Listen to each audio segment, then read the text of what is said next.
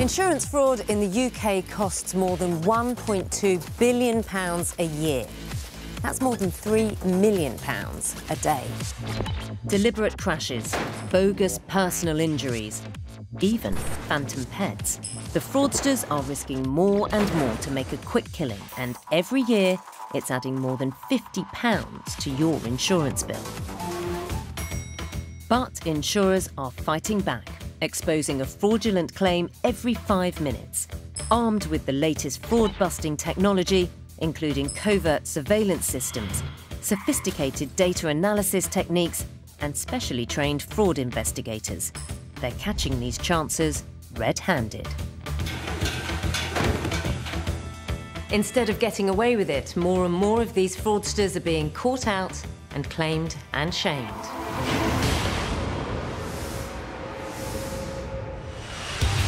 Today on Claimed and Shamed, tragedy in the air.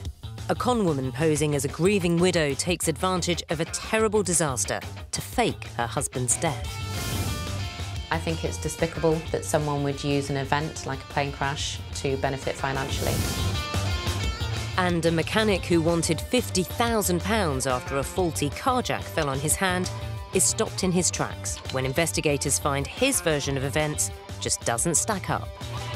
Even the claimant's own medical expert suggested that the injury would have been much more severe had it occurred in the way that the claimant had alleged. And in fact, so severe that he likely to have lost his hand as a result of this incident, as opposed to a small fracture.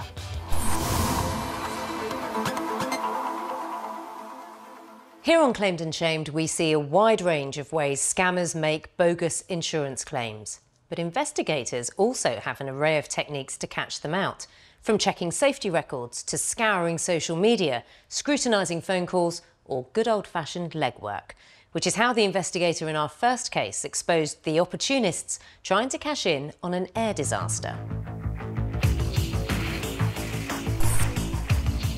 Sedgwick has investigators located in 100 countries around the world. As such, it's well placed to scrutinise cases which cross international borders. A majority of the work that I do is based in the UK, but as we're a global investigation network, I've got the benefit of being able to assist on inquiries like this, where it was perpetrated in France. As head of fraud technology and intelligence, Laura Horrocks led the investigation into a huge claim made on a worldwide travel insurance policy. A French family had taken out the policy from a UK-based insurance company. The circumstances behind the claim were tragic. It was alleged that the policyholder was the victim of a plane crash, which happened travelling between Brazil and Colombia, and the claim was allegedly presented by his wife. The plane had crashed in Colombia and sent shockwaves across South America, as it had been carrying the players of a top Brazilian football team, Chapecoense, who were on their way to a tournament. All but 6 of the individuals on board, unfortunately, were killed as a result of the crash. There were 77 passengers. That included the crew, the Brazilian football team and their entourage and media. Not long afterwards, the French wife of one of those who was killed made a claim on the family's travel policy, saying her husband had been travelling with the team. The claimant alleged that her husband had been on board the flight in his capacity as a reporter, and he was due to be covering the football match that was due to take place in Colombia. The widow asked for €100,000 in compensation following her husband's death. She submitted several pieces of documentation in support of her claim: a death certificate issued in Colombia, a death notice provided by the French embassy in Colombia, and paperwork to help prove her husband had been on the flight. The claimant provided us with a boarding pass for the outward journey from France to South America, and claimed that she was unable to provide any other boarding pass, as that was with her husband when he unfortunately died. As is standard procedure, particularly with a payout of this size, the claim needed to be checked and the paperwork verified. Given the circumstances, Laura knew she had to tread carefully. There are some sensitivities when dealing with a claim of this nature, as the claimant was reporting that her husband had unfortunately been killed, and during the grief it meant that we had to be very sensitive in the way that we communicated with her. The widow said she was so distraught that she didn't feel up to communicating by phone, only by email. As Laura wasn't able to interview the woman in person, she turned to the other evidence to check out the claim. I started my inquiries by looking into the plane crash and was able to find a lot of information online, including a full manifesto of the individuals involved and those that had died. With the passenger list in hand, Laura checked whether the French policyholder had been on board the crashed flight, as his wife had claimed. And this is when the doubts started setting in. While one of the names did bear a resemblance to the full names that had been provided on the death certificate and the claim form, there wasn't an exact match. The policy was taken out in one name, and then the death certificate and claim form provided an extended name which had hyphenated first and second names. The name provided on the flight manifesto of the deceased was a variation of those names. The French victim may have had multiple spellings of his name and had used a variation on those when filling in different forms. Or maybe something more sinister was going on. My concern was that the policyholder may have identified the individuals that were involved in the crash and had used one of the names of the genuine victims and created false documentation to make it appear that the policyholder had been on board when in fact they weren't. It did lead me to consider whether or not the claim presented was valid. Even though the circumstances were sensitive, these inconsistencies meant the claim needed to be thoroughly investigated. Looking at the victim's claims history, Laura found that just weeks before the crash, the husband had claimed for cancelled flights for him and his wife from France to South Africa, after he'd been called for jury service. The initial claim was paid because there were no red flags identified, and just over €9,000 were paid to the policyholder. But when Laura reviewed that claim, she found the timeline didn't stack up. The date the husband said his jury service was due to end was the same day he'd boarded a flight out to South America to catch his flight on to Colombia. Whilst that wasn't impossible, it seemed implausible. As well as varying his name on different documents, he'd also changed job, with his new profession justifying a seat on the ill-fated flight with the Brazilian football team. I looked at the first claim form that had been provided, and this was completed by the policyholder, and he listed his occupation as a musician. Only 3 weeks later, the flight crashed, and his wife had completed the second claim form, then claiming the occupation of her husband to be a reporter. This led me to be concerned that they had found a list of the individuals that were on board, as their name and occupation was provided in the flight manifesto. And it also gave legitimacy for why the policyholder would have been on board that charter flight. Not only were these inconsistencies worrying, eagle-eyed Laura also spotted something else about the two claim forms that heightened her concern. I noticed there were some marked similarities between the handwriting of the two documents.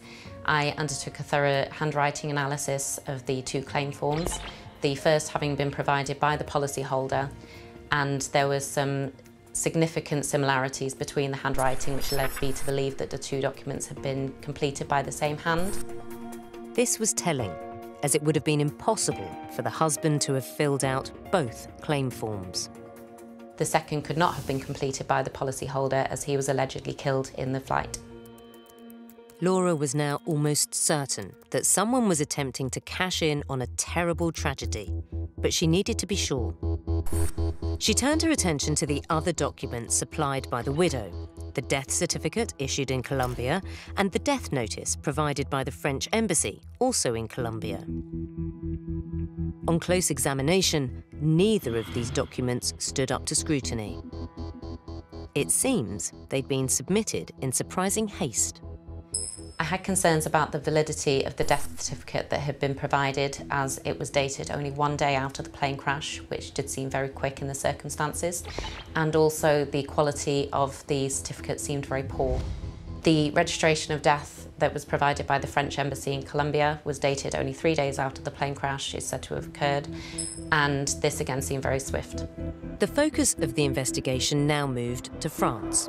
Sedgwick has an investigator on the ground there, and he was sent in person to check whether the man's death had been registered at the local registry office in his hometown. It is standard practice within France that the death is registered locally within 7 days, but this hadn't been done in this case. And that wasn't all he discovered. He made inquiries in relation to the residency of the policyholder and his family.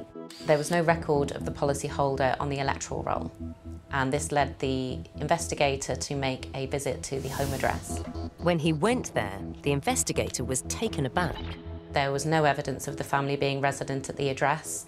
Their names were not present on the intercom system, and none of the other local residents had heard of the family. There was now little doubt they were dealing with a fraudulent claim. But giving the apparent widow the benefit of the doubt, Laura did one last check to see whether her supposed deceased husband had actually been called to do jury service, the basis of the first claim he'd made for the flights to South Africa. I reviewed the documentation that had been provided, including the jury notice, and I asked the representative that we held in France to make some inquiries with the local courts. They reviewed the document and confirmed that it was a forgery. Laura had seen enough. She was now in no doubt about the validity of this case. I was of the opinion that the entire claim was false and the documents were fabricated purely for the benefit of trying to claim falsely against the insurance policy. My concern was that the policyholder, his wife, and all other people named on the policy were complete fabrications, and their identities were formulated purely for the benefit of making claims. Despite the grieving widow's request not to be telephoned, it was time to give her a call. But the number the French investigator had been given didn't exist. Laura now suspected that an experienced criminal gang was behind this sophisticated scam.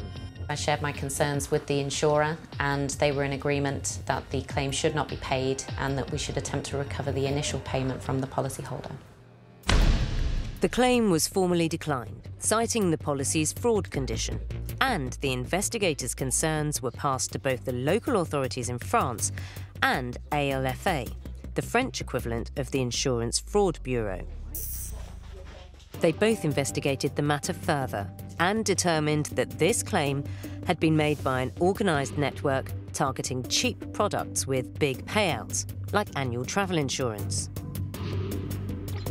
If members of the gang had thought the fake claim would be overlooked amid such tragic circumstances, they were wrong. I think it's despicable that someone would use an event like a plane crash to benefit financially. 71 people lost their lives on that day, and there were genuine victims and families whose lives were changed forever.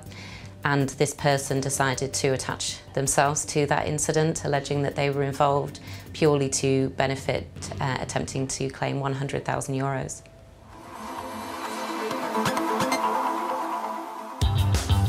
Later, a young woman seeking compensation after an accident left her barely able to walk ends up in the High Court when investigators discover her injuries had not put a stop to her world travels.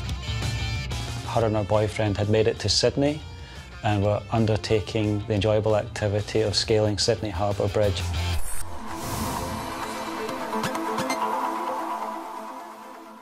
More than 500,000 people are injured at work every year, with construction and farming topping the league as the most risky occupations.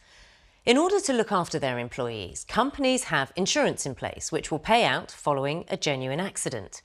But if a worker is trying it on, they'd better watch out, as investigators will check safety records and inspect equipment to make sure claims are above board. Around 200,000 people are employed in the motor repair industry, and it can be dangerous work. Whilst many accidents are slips, trips and falls, others can be more serious.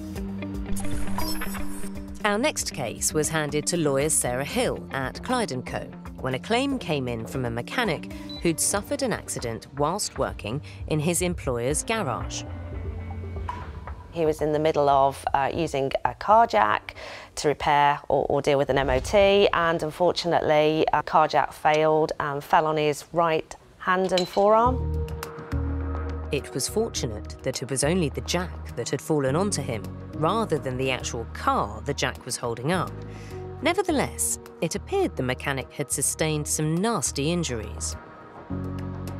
He said that he was able to just about pull his right hand and arm out of the jack, but it had fractured his right hand and caused grazing to his right forearm. The mechanic went to A&E to get his injuries checked out and claimed he was unable to move his right hand properly for a few weeks after the accident. However, he was in no hurry to seek compensation. The accident took place allegedly in June. The garage didn't receive the claim and their insurers didn't receive the claim until November. The bosses at the garage were surprised to receive the claim as the accident hadn't been reported to them at the time. The first time that his employers and their insurers became aware of this claim was quite some months after the incident. Now, 5 months on, in his claim, the mechanic was saying that the garage was liable for his injuries and he was seeking a huge £50,000 in compensation.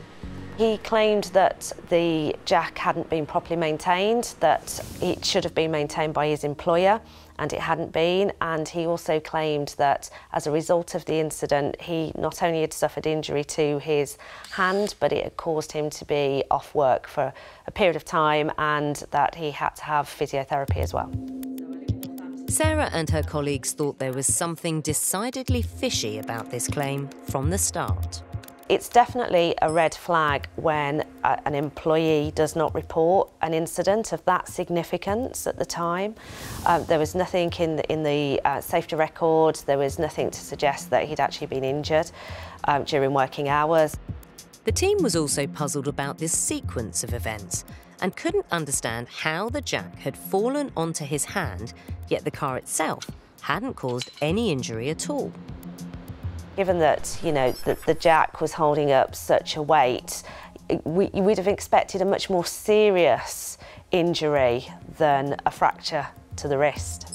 The case needed to be investigated as it just didn't ring true, so the team visited the garage where the accident happened. We went to speak to his employers. We looked at the jack itself. It was quite clear that this jack was properly maintained, it was regularly serviced, it'd been inspected twice just before the alleged date of the incident. Whilst there, Sarah and her team discovered that the mechanic had raised a grievance with the garage about the same jack being faulty a month after the accident, which his bosses were looking into.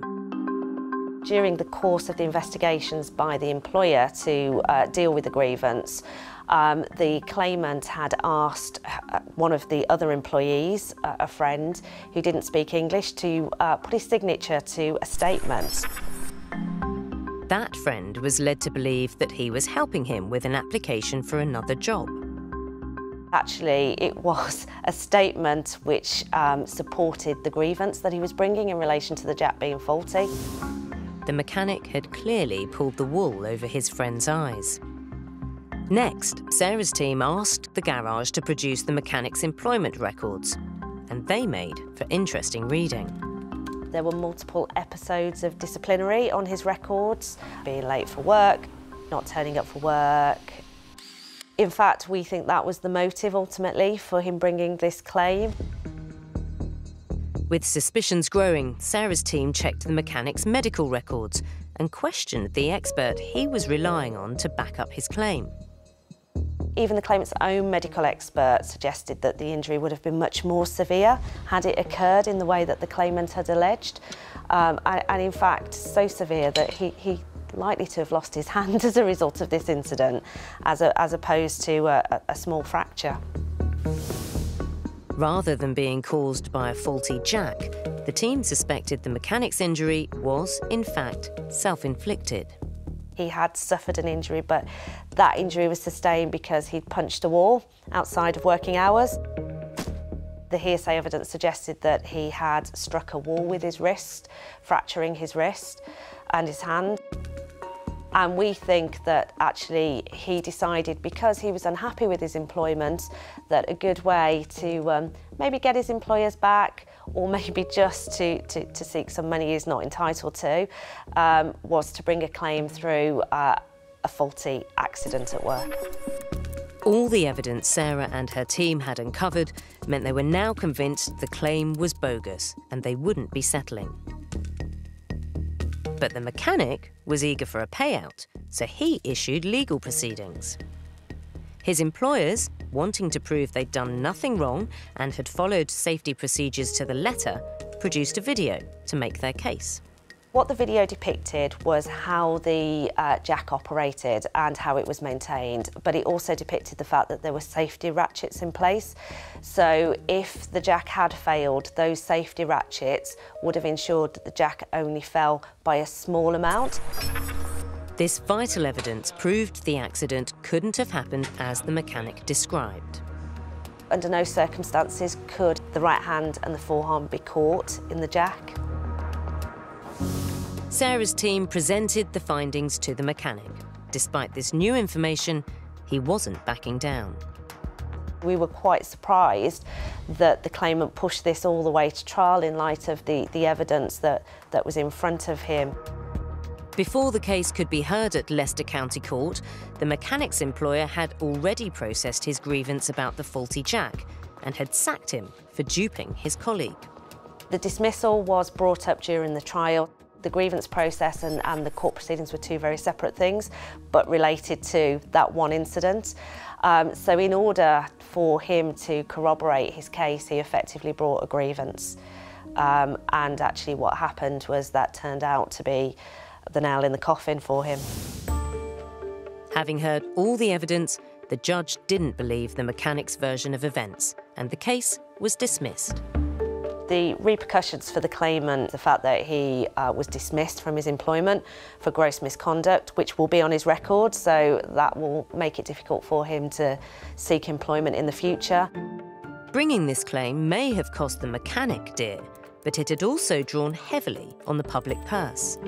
He was aware of the evidence quite early on, and yet he still progressed right through to a trial, wasting court's time, wasting taxpayers' money. Still to come, the scammer who took out a string of dodgy motor policies over the phone. So I've got a BMW 730 DS Sport Auto, is that correct? Yeah. And that's your BMW 730, is that correct? Yeah, that's it. And is that a BMW 730 DS Sport? That's it. Is caught out by sharp-eared investigators. We noticed that he had a heavy accent, and that accent was the same across all 5 policies, despite allegedly being taken out by 5 different people.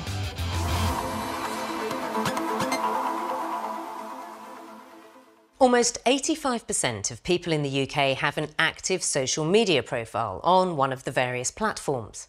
Posting online can be a great way of keeping friends and family up to date with what we've been up to.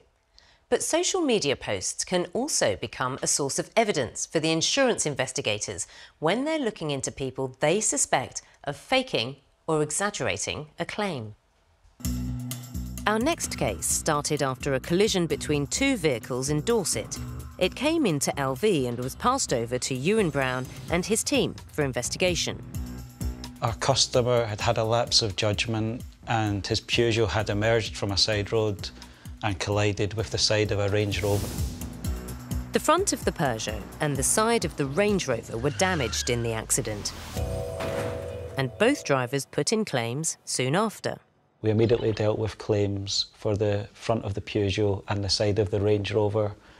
However, it was 4 months later that we received a personal injury claim notification form from a rear seat passenger in that Range Rover. The young woman had suffered soft tissue injuries and she still had ongoing pain in her neck, shoulders and back since the accident. This claim was thought to be worth in the region of £11,500. £4,500 for her injuries and the rest for legal fees.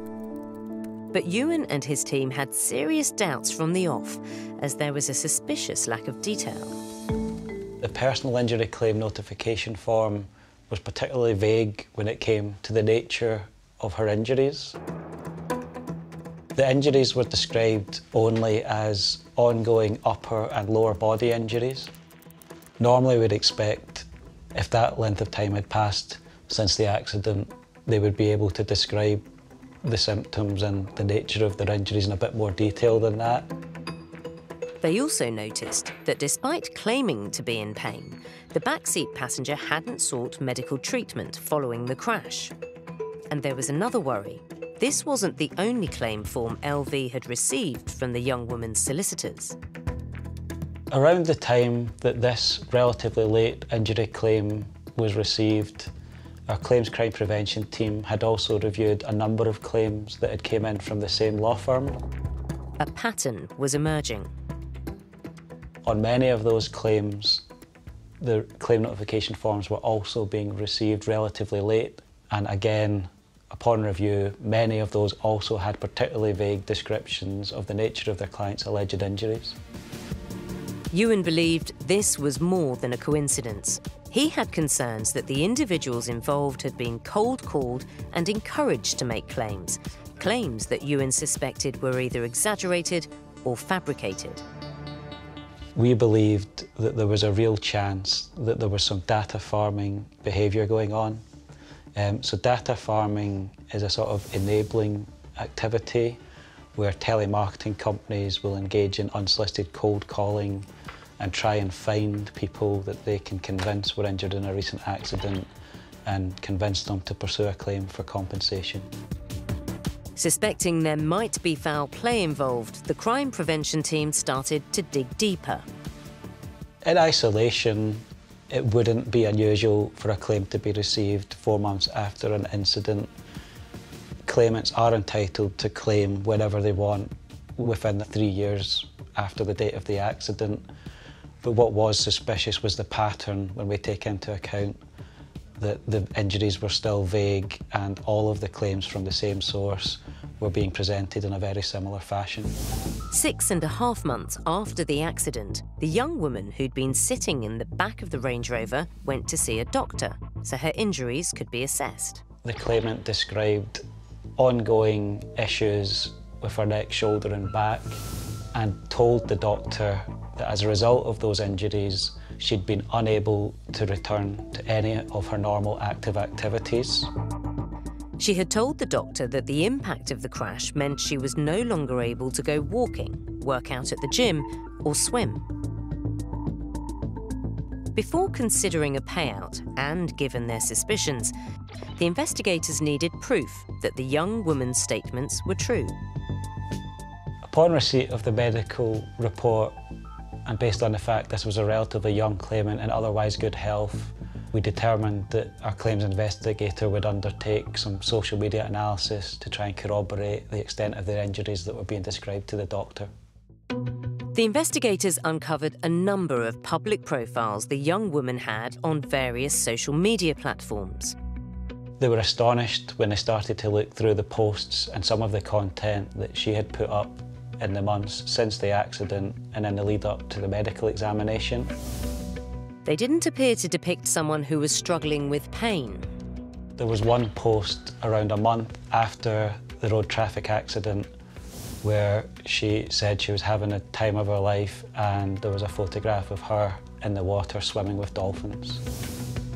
Just 10 days after the crash, the young woman had travelled across the Atlantic. She'd posted online about her adventures. Just weeks after the incident, we even discovered a post of her snorkelling in the Bahamas. It seemed she didn't have any issues with swimming after all. And that wasn't all. 6 months later, she was posting about a more strenuous activity.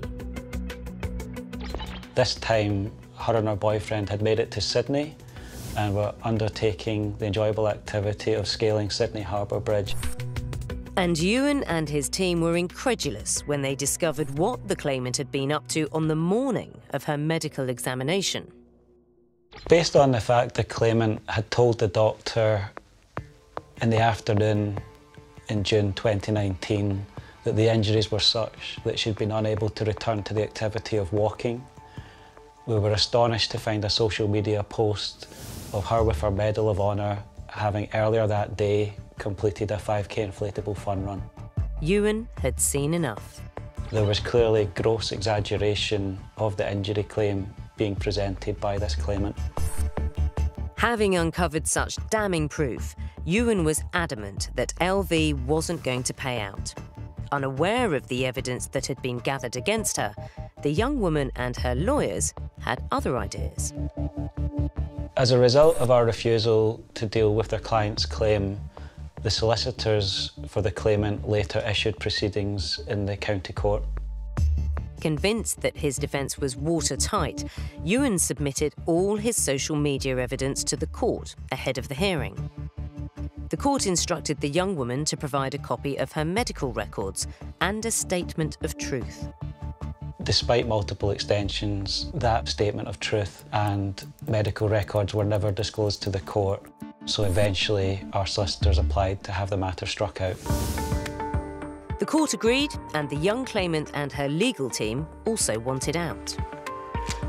The solicitors notified the court that they were coming off the record, which essentially means they no longer held any instructions to represent their client.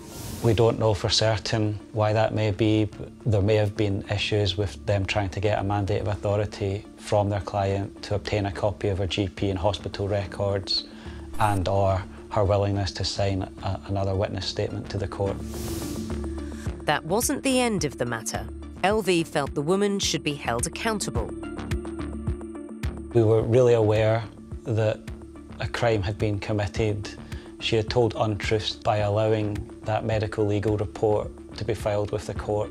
Ewan's team pressed on and issued proceedings for contempt of court.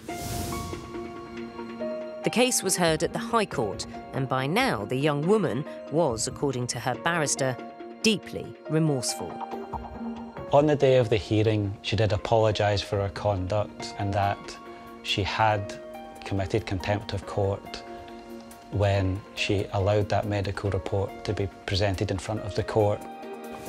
She admitted that she had exaggerated her injuries to the doctor after taking part in a fun run on the same day. The judge said when he summed up this claim, it's an exaggeration, not a fabrication, but by exaggerating what impact that injury had on you, that obviously correlates to the amount of money that would be awarded to you by the court.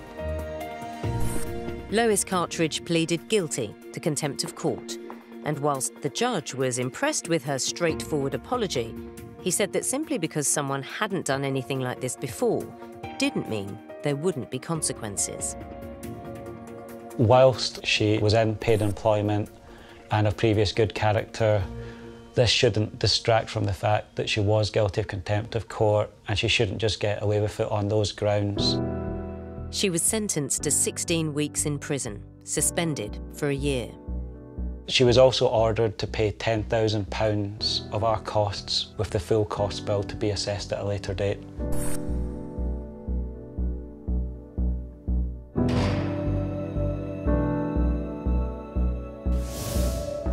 Lois Cartridge was also added to the insurance fraud register, which means she will struggle to get insurance in the future.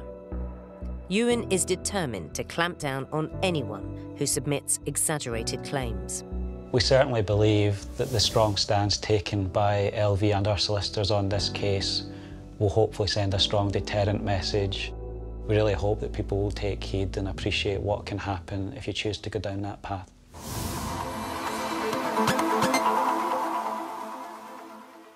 To drive in the UK, you're legally required to have motor insurance. It's important when setting up this policy that you don't give false information to try to bring down your premium, as it can invalidate your insurance. But there are plenty of chances out there who are willing to lie about their details to secure a cheaper price, like in our next case. When it comes to getting car cover, insurance companies will use your postcode to calculate how much you need to pay. That's because different areas have different crime rates, and where you live might increase the likelihood of your car being stolen. Our next case aroused suspicion when an NFU Mutual customer inquired about the price of insuring a vehicle at a different address to his own. It was down to Charlotte Brown to investigate. We first heard about this case when a sales associate raised suspicions that a customer who wanted to take out a motor policy with us was asking some strange questions. Good evening, thanks for calling. How can I help you today? I'd like to get a quote for insurance, please. Yeah, certainly happy to help you with that. Do you have any existing business with NFU? No. The man claimed this was the first time he'd contacted NFU Mutual for a quote. He gave all the necessary details, including his name, address, and the registration number of the vehicle he wanted to insure. But then he asked whether they would offer cover for the same car at a different address. Questions about other postcodes always cause suspicion because it's unfortunately not uncommon for people to take out cover using false details to cover a lower risk postcode, which means a reduced premium. This was an immediate red flag, and with concerns about the nature of the claim, the sales associate referred the matter to the policy validation team. Sales associates are trained to spot suspicious activity during the quote stage, but we also have a state-of-the-art counter-fraud system that will automatically alert us to other concerns as well. The team was able to input details the man had given during the initial call into a database, and the results proved revealing. This individual had been flagged previously for falsifying details when trying to take a policy out with us several years ago. It looked like the call handler's concerns were spot on. This man had form, and despite claiming he was a new customer, had clearly had dealings with this insurance company before. We realised that he had used the same name and surname previously, but a different address. However, we were able to establish that this was the same individual by listening to call recordings. Charlotte was also able to link this man's details to another 5 motor insurance policies, which had all been taken out under different names. Whilst the policies were allegedly taken out by 5 different individuals, the same vehicle registration was used on 3 different policies. So I've got a BMW 730 DS Sport Auto, is that correct? Yeah. And that's your BMW 730 Sport and automatic diesel, is that correct? Yeah, that's it. Excellent. And is that a BMW 730 DS Sport? That's it. And the same mobile phone number was used on 3 other policies. Furthermore, the bank account details used on 2 of the policies was also the same. Charlotte and her team were convinced they were looking at a scam carried out by the same man. They listened back to phone call recordings of all 5 quotes to confirm their suspicions. We noticed that he had a heavy accent, and that accent was the same across all 5 policies, despite allegedly being taken out by 5 different people. And when are you looking for the cover to start? Depending on the price tomorrow. Do you own the vehicle already, or are you picking the vehicle up tomorrow? I'm getting the vehicle tomorrow. Good morning, thank you for calling. How can I help you today? Good morning, darling. I'd like to get a quote or to come by for my twin brother and possibly get insured. Good morning, thank you for calling NFU Mutual. I would like to get a quote, please, and probably get insured to my partner, my wife actually. Having listened to those calls, we became increasingly convinced that this was one individual acting alone. Believing this man was up to his old tricks, Charlotte decided to share the information with the Insurance Fraud Bureau, the central hub for fighting fraud and sharing data across the industry. And it appeared that the IFB was already on high alert. As a result of referring the matter to the IFB, we were able to establish a further network of 30 linked policies, also apparently taken out by the same individual, and again using false information. Officials at the IFB were so concerned about this man's dodgy dealings, they classed him as a high-risk entity.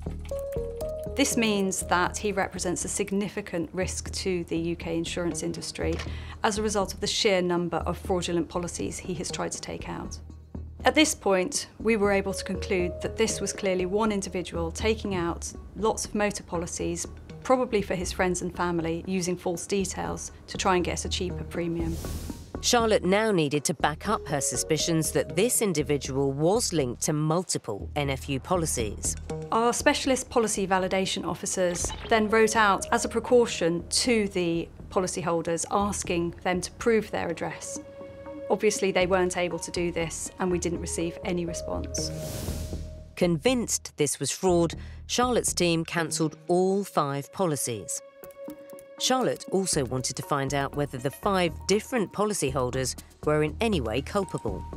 We were able to uncover that they were linked, for example, through social media profiles. We therefore suspect that the individual who was arranging insurance for them told them that the policies were going to be taken out fraudulently. And this was further evidenced when we did cancel the policies, and none of those parties came back to us to query why they no longer had any cover. This suggests that they knew full well that the policies that were being taken out were fraudulent. And with the net closing in, the man they suspected of being at the centre of these scams was proving evasive. He gave us numerous excuses as to why he couldn't get in contact with us and why he couldn't provide the proof we were asking for. For example, at one point he told us he was stuck in Africa due to the coronavirus pandemic, and on another occasion he told us he was in hospital. But with the information she'd gathered and the intelligence from the IFB, Charlotte knew she had the evidence she needed. This individual was making money by misrepresenting details and then selling these policies on to friends and family. It was time for Charlotte to hand the case over to the police. The Insurance Fraud Enforcement Department, which is a branch of the City of London Police, issued him with a cease and desist order. What that means is that if he commits insurance fraud again, he will be subject to arrest. This serial scammer was also added to the Insurance Fraud Register, which will alert the industry if he attempts to take out insurance in the future.